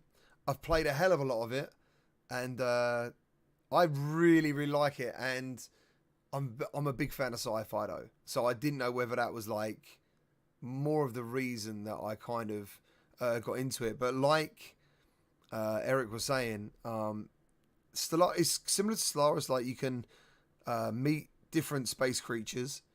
One of them, I had a choice between like leveling up or hatching an egg to like have this space creature fight alongside me, which I thought was really cool. Like I haven't really seen anything like that. Kind of reminded me a bit of like R-Type when you used to have like the other ball thing that you could connect and work with, and you can upgrade it. Everything's upgradable. Yeah, I think it's really cool, and I hope people are looking excited for it. That'd be pretty cool. I'm excited to try it. I must have missed the Affected the Asylum reveal, or was that the one with the 4 torches? 4-player multiplayer. Yes. Yeah. Oh my god, that'd be so good. Dude, Affected the Manor.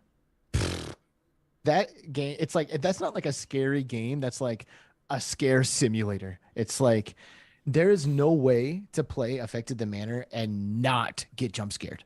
No Let me way. ask you this: what if you played it with 3 other people? That's Do you think that would make it not as easy? Because that was maybe our concern on the show is like, Because Wes was even saying he thinks he might play the first playthrough by himself because Fuck. you know even just having somebody in Discord or a stream, you're streaming, it makes the different feel, right? So Well, I would imagine maybe people is gonna they make a kept that change. in mind. Maybe they were like, "Hey, this is a multiplayer horror game, so let's create situations where you're not immediately alleviated by having company. Like if all of a sudden somebody gets pulled into a dark corner and now they're gone. Like that Or might you're make it interesting. That kind of Forced to thing. split up. Yeah, forced to split up. Yep, and then you like hear people through the walls, or you can hear their voice like ringing through your head. Who knows, But maybe they have taken a design approach to their multiplayer experience that will prevent some of that, because that is one of the first things I think that comes up for people when they talk about horror experiences. Like the second you add a couple of people, now you're joking around, you're laughing at the jankiness of that image in the corner, and before you know it, everybody's just yucking it up and having a good time. Arizona sunshine legs. So yeah, like I do wonder. I think I think Phasmophobia had a big impact on this sort of thing, and I just want to say I've never played that game on my own. Phasmophobia. Wes, have you played Phasmophobia on your own? I played one time, and no, I wasn't on my own. Although I was on my own for a little while because the audio system didn't work, and while I could see people, I couldn't hear them. But no, I've only played Phasmophobia once. I didn't find it particularly scary, but this was a long time ago, and the game has been updated numerous times since then. So I'm actually due another trip in. So I got to say that the first time I played Phasmophobia, I did play it alone. And to me, it was so terrifying that I never, ever wanted to go in that game again. Really? Like I ran out that house, I noped out, I took the headset off, and I never wanted to play it again. And then I got like bugged to play it by so many people for so long. I went back in a couple times with friends, and it is not as bad with friends. No, yeah. Right? It's just not. But alone, oh my god! I don't think I could do it alone. I don't think I saw like Markiplier do a video of like, because obviously everyone plays it together. Yeah, but he didn't do it in VR, did he? He just I think played it on a flat screen, didn't he?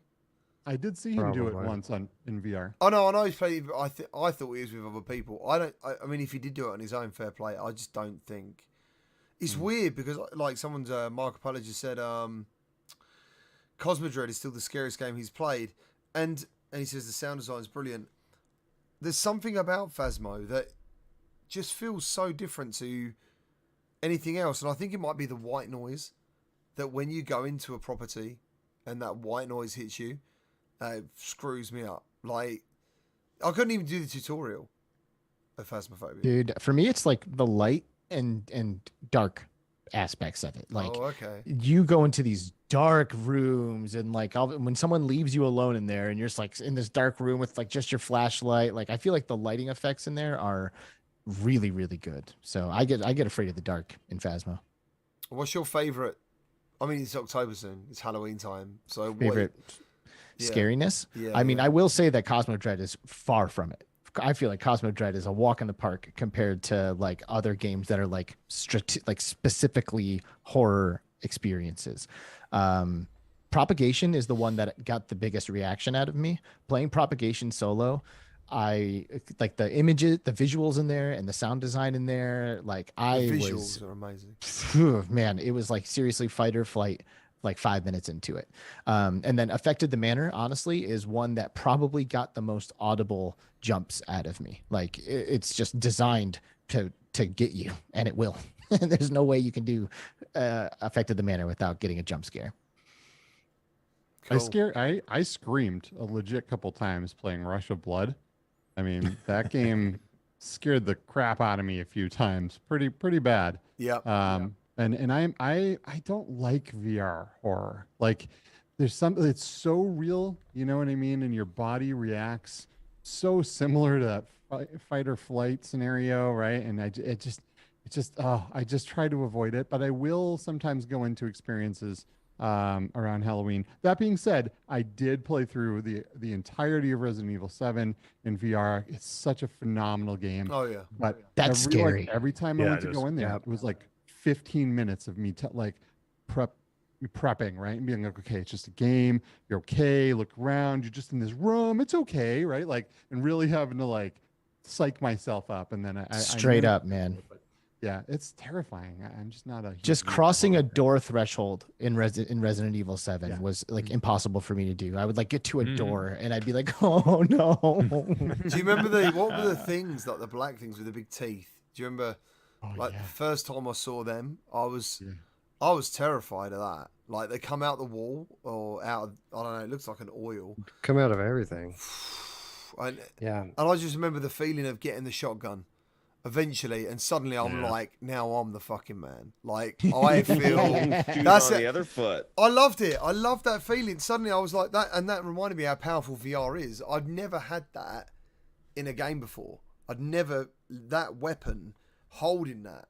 I was like, yes, I'm now gonna kick Just a that door huge in. shift from Yeah. like being afraid and like Yeah. being like on the ropes to like being in control and now having a lot of confidence. Yeah, You know, that's what makes me feel like with after the fall, right? There's like hundreds of zombies running at you at any given time, but they make you feel so powerful that you just like you puff your chest out and you're like, yeah, these guys, I almost feel bad for these snowbreed, right? Because you're just in there just like massacring hundreds and hundreds of zombies that are running at you and their body parts are flying everywhere. And you legitimately feel like a sick badass. So I get that feeling of like at first, the first time I went in there, I'm like, oh, this is a little scary. But then you just feel just so powerful, and it's awesome. Yeah, for sure. Cosmodread, that actually got the update for the flamethrower. I need to go back. It's also got to be Haptics. I do need to go back. Yeah. Cosmo I Dread's really haven't had the cool. guts- I haven't had the guts to play that game yet. Oh, you could do it, Skiva. Yeah, I think If you can play Half-Life Alex, you can play I Cosmo couldn't Dread. play Dread Halls, so I don't know. Dreadhalls is Play great. that? Dreadhalls is Yeah. great. That's a perfect example of a developer who just knows the formula, how to scare people, and that game is evergreen. And I hope that they continue to update it and make new versions for until the end of time. It's such a masterpiece. was that the same developer for Cosmodread? That's correct. Yeah. Yes. Yep. Yeah, because like the only thing that kind of let down Cosmodread for me was a couple of the enemies looked a bit Cheesy? Yeah. Yeah. I feel you. That was the only thing. Like I wanted them to be a bit more scarier. Yeah, and the death animations are a little cheesy too. It's not like they just like, I'm dead now. But I you still know, like yeah. But I still felt the tension. I still felt the stress of trying to survive. And I loved Sound. I loved the fabrication machine and stuff. You know, yeah, dude, the sound effects in Cosmo Dread, I think, are what really give it that atmosphere. I think somebody mentioned that in the chat earlier, but it's like hearing stuff in the room over and like, you know, the sounds of the stuff in the walls and all that. Yeah. It's good. constantly going. So you know when something does happen, you're already on edge. You don't know what sounds are really going to be real, something really coming or not. That's just the sound design is exactly what most horror games don't do right, in my opinion. Yeah. It's a big part of what makes Resident Evil games so great. It's the fact that, you know, the over half of the game you're alone and safe, but you don't feel safe because you know any minute on the drop of a dime you can go from being alone and safe to on the brink of death. Things change that quickly. So any moment that you are exploring whatever environment that you're in, you're on the edge of your seat knowing that it could all change. And then that's when the sound effects start to mess with you and make you think, well, is now the moment? Is now when I'm going to be fighting for my life? Any great VR or any great horror game in general really makes use of those in-between times with effective sound design. It's funny how we all continue to talk about how the sound design in a lot of these games is what really pushes it over the edge of scariness. And I find that sound in VR is almost just important as the visuals, right? We use our sure. senses in our body equally, right? We hear, and it gives us a certain experience, and we see that gives us other information. So I feel like this is a good time to just tell people, go out, get some good headphones for your Quest, right? Because it'll make all the difference in the world It with the does. types of experiences. Yeah. And like it really sucks you into the environment and sucks you into the game. It makes things so much more enjoyable. Blocks So, out the room. Yeah, take the Yeah. time and go and get some good headphones and wear them. It's so worth it. I will never forget Resident Evil 7 being in the crawl space, dude, and Oh, like God. hearing the footsteps going over top of you. Like it's like you're just in a static visual space, but you can hear him walking on the floorboards right above your head. And that to me is a moment I'll never forget in virtual reality. Yeah, and I'm the same way with Alien Isolation for me. That's one of the scariest games I've ever played. I've only played probably about 2 hours of it because I was like, okay, I'm good with this for now, and I had to get out, man, because that game is downright scary. And that one's the same thing. The sounds freak you out in that game. Have you guys played about sound, right? I was fanatical about the Silent Hill series, and Silent Hill 2 for me was the real game changer of sound design. And I remember playing it thinking this is better than anything I'd ever experienced in a game. And the making of it is on YouTube. And if you're interested in some of these like magical techniques that they did in that game, and also some of the trippy stuff they did to convince the player or make them feel like they were going deeper into a nightmare, it's brilliant.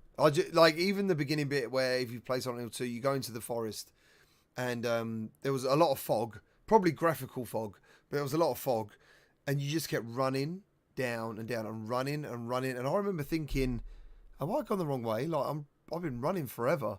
And they wanted you to think that. Like everything I felt was the things they told me they forced me to feel. And I was like, damn, that's so smart, dude. And yeah, the making of that is brilliant. Honestly, I think that was the first game that I personally remember that had like a heartbeat haptic in the controllers. Really? Wow. Maybe it was done before, but I mean, that really added to the intensity. That was the first game that I like legitimately when I was playing it on my PS2. I like backed myself into a corner, turned all the lights on, and like that game was scary. Yeah, you turn the lights on, not off. That was a flashlight game. Backed too, into a corner. Wasn't like the flashlight super important in that game, if I remember too? And the radio. Flashlight games freak you out, man. When they give you just one beam of light and anything outside of that beam of light you can't see, and you can hear it. Oh man, I love flashlights, especially in VR. Yeah. Nice. Absolutely. Jason Parks, thank you ever so much for the $5 donation. He's put try Eoli. Is that right? Is that Aeolia? Aeolia. Sorry. What is? I've not heard of them, dude. If anyone wants to drop a link in there, they can. Jason Parks is from Row 2 Entertainment, and he is the real deal. He is one of those people that put on a headset and it melted his brain, and he's like, "We do VR now." You know, he is such a good dude. And Eolia is fantastic on the Quest. Nice. Welcome. Yeah. Agree. They made Rhythm of the Universe, Ionia as well. They did. Yeah, a lot of like design elements from like Ocarina of Time and stuff. It's like the way that the music interweaves with the adventure. You know, it's like Zelda elements. There's like old school platforming elements and typical VR storyline telling or storytelling elements, and all done with hand tracking. They have a unique hand tracking locomotion system where you pinch in the air and then push forward to move forward, pull back to move back, left and right to strafe, and just reset by pinching again. It actually feels really great. I really enjoy using it. And you can switch back and forth between controllers and hand tracking, which is great. So if you're sick of holding your hands up so the cameras can see, I mean, you just want to hang out for a bit, just grab your controllers, and you can go through some of the game, put them back down, hands come back. Great system. Really or just use your controller the whole time like I did. Or use your controller. However you want to play it. It's up to the player. Yeah. We got GAMER Benjo in the chat. How you doing? He double dated, I think it is. I'm not sure what the term is, but he went to the cinema. I hope he enjoyed it. I hope he enjoyed the film. Heck yeah. What's up? But Benjo made a great point about the sound design and the overall production of Blair Witch VR, which is an underrated, great VR horror game, and that I highly recommend. I love the Blair Witch Project, the movie. I love it. I love all of those like fake footage, like fake found footage, mockumentary style things. Those are right up my alley. I thought Blair Witch was amazing. Yeah, I couldn't play the game. I was terrified to play the game. Oh, it's so good. It really was. The last level is nuts. I remember watching a video of Paradise Decay in the woods with in the rain, in the pitch black, with like a flashlight so his Quest could see, and he's wearing like an umbrella hat. That's and right. He's playing that game and terrified. Oh my god, dude! I don't know how he did it. That guy has nads of steel. I could never do He that. goes into his neighbor's basement, doesn't he? Yeah, some of his videos. The haunted basement. And then he does like that Get it, classic man. slow-mo, like something just jumped out at him, like, I love it. And every time he says, there it is, he like points at it. I can't see fuck all. I don't know what he's on about, but awesome, dude. Oh, good old PD. Awesome. Yeah. What was I going to check into next? There was something else, but I don't know what it was. But yeah, pretty much. Is there anything else you boys are interested in coming out this week? What else is there? There is Crisis. They've changed the name. Thank Brigade. God. No, they got rid of it. Brigade. Brigade. Oh my God. Brigade. What a great name. What did it say before? V Brigade? It was Brigade. VR Brigade? Yeah. What the hell, guys? You gotta think that one Yeah. through, man. I think we need to go to the source on this and get the definitive pronunciation, because there's so many out there. Well, we don't have to anymore. Now it's dead and buried. It's now Crisis Brigade. Brigade. Re-releasing with the actual word. Oh, really? Yep. Yeah. Is that real? Yes, it Yeah. is. Yeah, it's real. I think they came out at a time when everybody wanted to put VR in their title, right? It had to be something. Yeah, you VR. had to. Yeah. It's like, oh, I gotta make sure that people know it's VR. I'll be so surprised if anyone covered that game and went V Brigade or VR Gade. Like, I'll be very surprised if no one. Like, I'm to be surprised. I'm sure everyone said that. Everyone said that because it didn't make any sense to me, and it still doesn't. Some really great games being like recommended here. Exis Legion, Here They Lie. That's the other one I was going to say. Devour VR. Like, no one talks about Devour VR, but it was really cheap, and that was fucking terrifying. For Halloween, we should all do like a homework project where we all play a VR horror game that we haven't played before, and then come onto the show and like talk about our experiences in there and see if we can figure out which game everyone should be playing for their Halloween Yeah, and also time. send me the jump scares. I would just make a jump scare montage. That'd be I fun. love it. And I think, do you know what? I think we should all do our worst thing. I think Skeevy should play Phasma on his own. Oh yeah. Oh, I don't want to. No, I don't. That's like, Dude, that's, yeah. I noped out of a Rec Room custom map one time. What? I was just in Rec Rec Room? Room, and I went into like a scary Rec Room map, and all of a sudden, someone's whispering in my ear, and I was like, "Okay, see you later." Like, nope, I'm good. And it was just a Rec Room map. I've never No. noped out of any Rec Room map, dude. I did. I literally did. I noped out of Paranormal Activity, because so I've almost That is noped- so, I like, loved that back in the day. Yeah, it was good, and it looked good, and it was just too real, right? Like I used to go to those movies. I love the movies, but they are some of the only movies to truly scare me to the bone, right? And then to go in and play some of those games, or to play that game in VR. Oh my God, I just couldn't handle it. Are you on about when, like, the old films when the old guy was in it? Like do you remember that? Or how far back are you going? Is that Poltergeist you're talking about? No, well, Paranormal Activity. Paranormal Paranormal Oh, no, Activity, sorry, yeah. For me, the first one was pretty scary, but the second one just ruined me. Like I almost left the theater. I couldn't even handle it. And that's like kind of the same thing with like found footage, right? It's like home, Yes. like closed circuit video feeds and stuff like that. Yeah, Yeah. I'm into that. Terrifying. That was Resident Evil. Mrs. GC's asking, what was the game you put me in the house? And that was Resident Evil 7. And she got her hand stabbed, and then she screamed. That was it. Oh my God, you were in so much trouble after that. She No. probably was pissed. She quit after that. I think I that's where bet. we stopped. Yeah, she was just. I just remember her looking up at nothing, obviously, and just saying, "Why is she doing this? Why? Like, you know, it was good. Did she know what she was getting herself into, or did you shatter all trust that your wife had in you in that very moment? It was a fundraiser. We said if we raised over £1,000, she would play Resident Evil 7, and she had seen it because. Oh, she's saying it's not Resi 7. I don't know what game it is. Then you'd have to tell me. Was it the demo? Was it the Resident Evil like kitchen demo? That's that. My missus's younger sister, she watches lots of horror films, like acts really tough, And what was that called? The Resident Evil 7 where your hands were binded, and it sort of That's fit kitchen. Kitchen. the kitchen demo. So I said to her, "Look, I've got this thing. You don't move around. You won't feel sick. Try this." She's never been in VR since. Yeah. Wow. Damn. Doesn't surprise me. I know how. Yeah, it's terrible. The other one, I had to remove the headset. I'm not sure, babe. Was it Fast Travel Games affected the manor? No, it wasn't. No, no. That could have been affected. Wait, affected the manor. Wraith the Affected. Oblivion Right Afterlife. through, yeah. Right Yeah, through. that's what I meant. Wraith Why the their Oblivion names are Afterlife. so long, dude? I said I to them, know. we have a bit of a joke about it. 'Cause why they? I'm like, you just people making titles for videos. 50% of it is going to be the game name. Mhm. I didn't find Wraith the Oblivion to be very scary. How far It's do you not go? too bad. I didn't Yeah. find it's got moments, but they're Yeah. quite few. They're quite few and far between.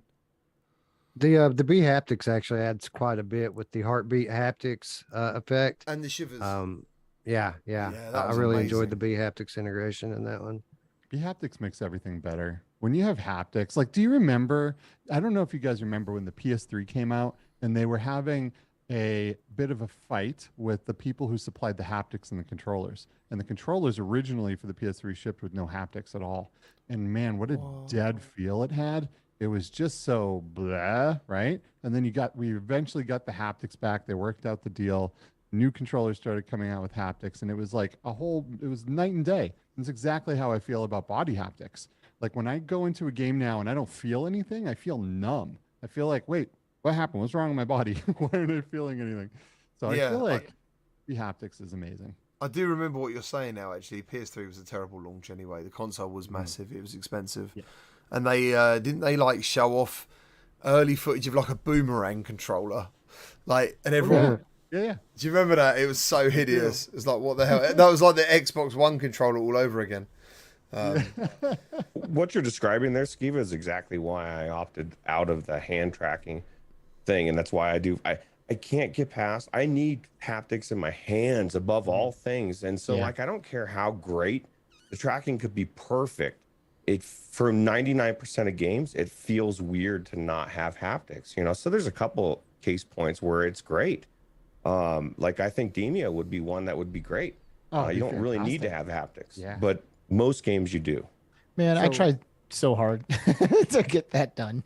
It's like, because Demio is one of my favorite games, and to me, it's like a no-brainer. And I've played hundreds of B-haptics games, and almost all of them are active experiences where you're like standing up, getting shot at, like slicing, meleeing stuff, like getting blown up. Like there's tons of like really intense haptic experiences, but not enough like chilling, enjoying, relaxing, sitting down haptic experiences. And I think Demio would be a no-brainer and so easy to have an awesome haptic experience with the B-haptics integration, but Resolution Games just could not find the time to make that a priority, which I understand. They have a lot of players to appease and lots of content to put out, but it would have been cool. Yeah, It would have been cool. And I know what you mean, Roots. So I remember playing Unplugged on the Quest, and the lack of haptics was a bummer. And I had to like tell myself to make the experience better that this is called air guitar, and you don't feel anything when you're playing air guitar, right? Yeah. But then, and so I liked it and I enjoyed it and I played it, and then I played it on Steam with the index controllers. Oh my God, it's so much better. Like you almost feel like you're holding the guitar stock, and it works awesome. And like, so yeah, those haptics, even when you think you don't need them, then you get them and you're like, oh man, I was missing that haptic, feeling, sight, sound. They're all so important to the overall reality experience.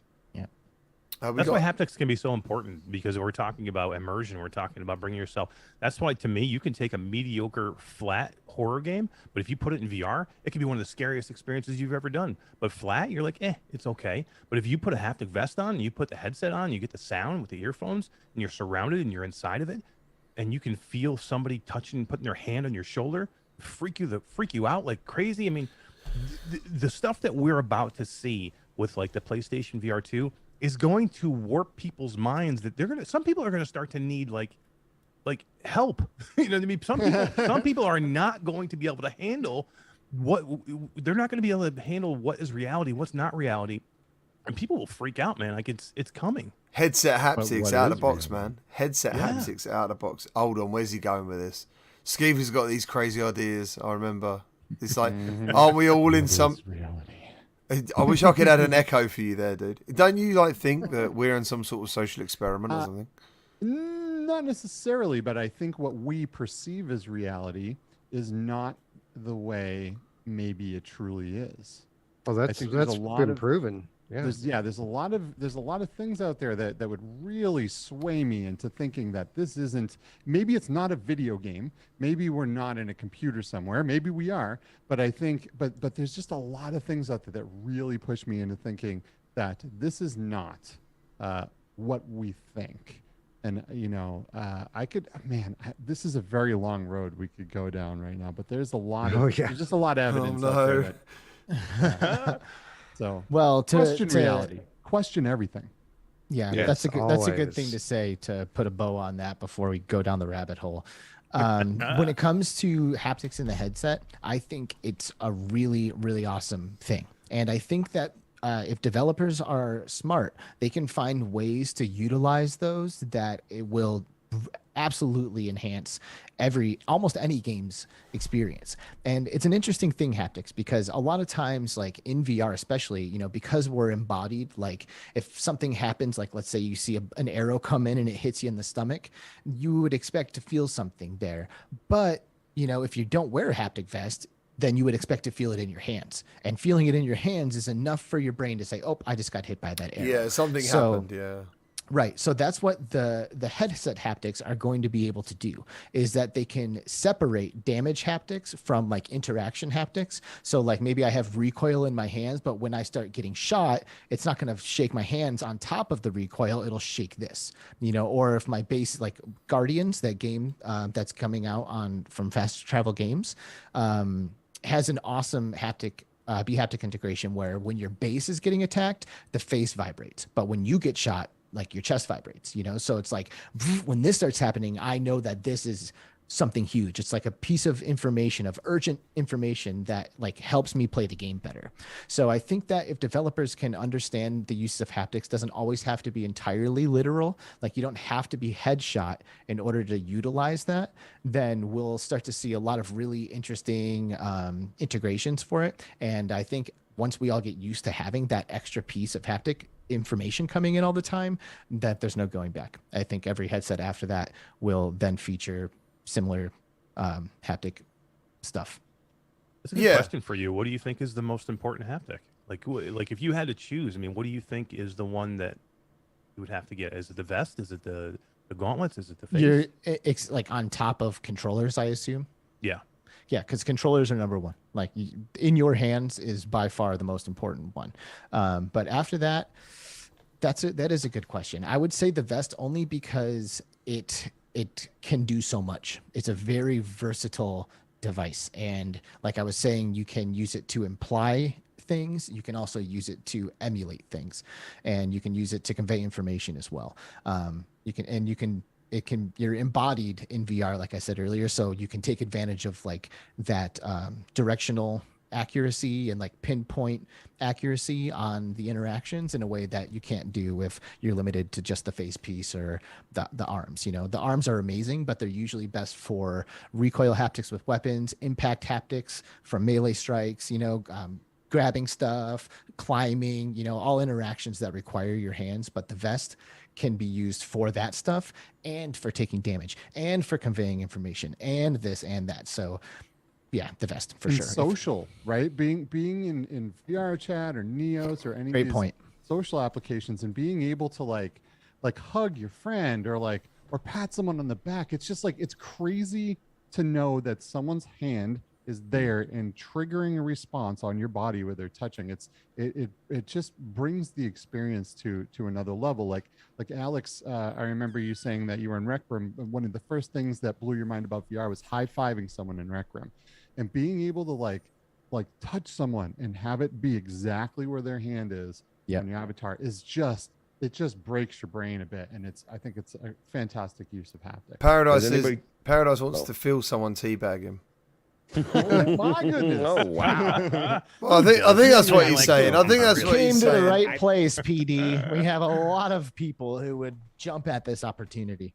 I was just about to ask you, Skiva, if anybody's ever touched you inappropriately in any of those things with your Well, vest. we don't have haptic undies yet, so I don't know. Maybe they have. Well, but this is the thing. It doesn't necessarily need to be like in a specific spot, because people have told me that just what people have said to them has creeped the F out of them. Like they like just really weird stuff. So I would imagine if somebody came and started saying some weird stuff and then touching you at the same time, it might amplify that creepy. I mean, it's weird in real life, right? Like you don't want anyone saying creepy things to you. It doesn't matter if you're in VR or not. That is, yeah, that's bizarro. You don't want to be around those people. I can't The wait good to thing get about in there VR with is you can block them, Skiva ban again. them, mute them, get out of here. See ya.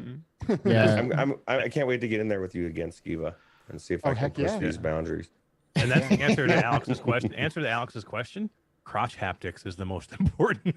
Oh, there you go. That is the most important. Hands That's the future. down. Future. The haptic wand. Yes. It is. Mr. I Cass mean, is working on it.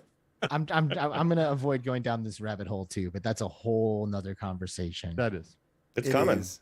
It Yeah, is let's coming. not It's go- here. already- It's Someone's here. someone's Yeah. coming. Someone's coming. So, Hey. Let's not go. Hey! Let's not go up that hole.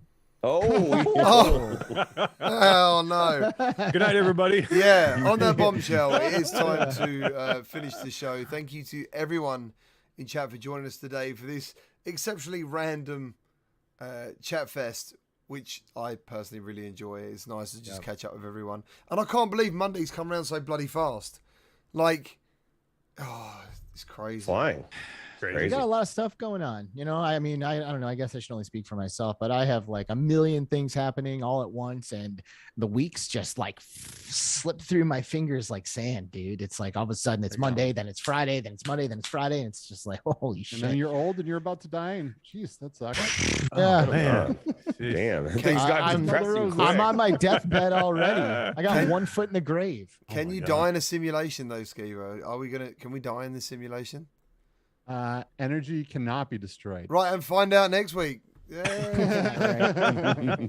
Sadly, Bradley says you joke about it, but I imagine he imagines a lot of VR chat strip dancers are who bought the Nofio.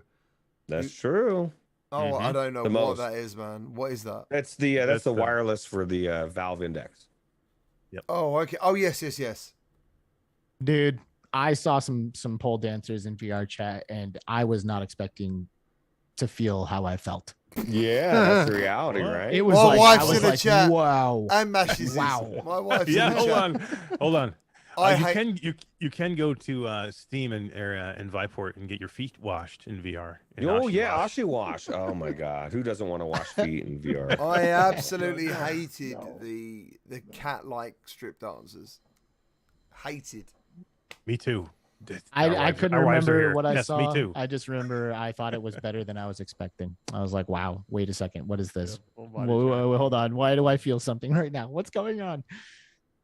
Oh, Alex. Oh. Oh dear.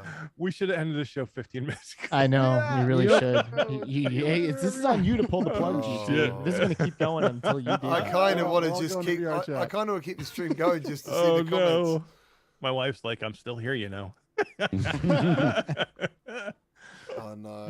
Oh my Ay, ay, ay. goodness! Sadly, it's Bradley says they are insanely immersive and talented. Said a friend. I'm just waiting for Bradley to turn the camera Oh around my and God. show us the pole that's in the corner of his room. It was him all along. Oh my Oh god. no! Yeah, it'd be crazy. Oh my god! Yeah. So anyway, yes. Thank you to all of you for joining the show again today. Hopefully you're having lots of fun. Hope you are. Anyway. This is Yeah. great. I'm Awesome. definitely Love it. enjoying this. Yeah, it's a lot of fun. I love all you Yeah. guys. I love VR and I love this community. So I don't know, triple whammy. Win, win, win. Yeah. Agree. Here, here. Oh yeah. I would do this with no camera. I would just get in here and hang out and talk with you guys. Just, Hell yeah. We love VR. So I can't wait for all that's coming. There's so much coming. And there's going to be so Yeah. much to talk about. It's going to be awesome. Can't wait Yeah. for next week's show. There's going to be so much to talk about. Yeah. I have a confession. next week's show will be maybe another day in the week if there's going to be one, because I'm not going to be here on Monday. Oh, okay. We're gonna be What is this? What What, do you mean? you breaking it to us now here? I live in know. front of the Well, sun? I was going to say at the end, but yeah, yes, Well, see, now we have a problem. we do. But we could do it on like Thursday. It's just fucking around. We could do it on Thursday or something, but we'll talk about it. But yeah, potentially on Snow Toad. I'll try, man. I'll try. Yeah, so potentially on Monday there won't be one. But yeah, we'll get something sorted, I'm sure, because like I'll be honest, I'm so tired, but I did not want to miss an episode. Because people seem to really enjoy it. So thank you to everyone in chat. Thank you to everyone who donated. Really, really appreciate that. Didn't expect it. And yeah, I'll see you all sometime next week. Thanks for having us. Always a Bye, pleasure. everyone. Yeah, See ya. for real. Cheers, See you later. guys.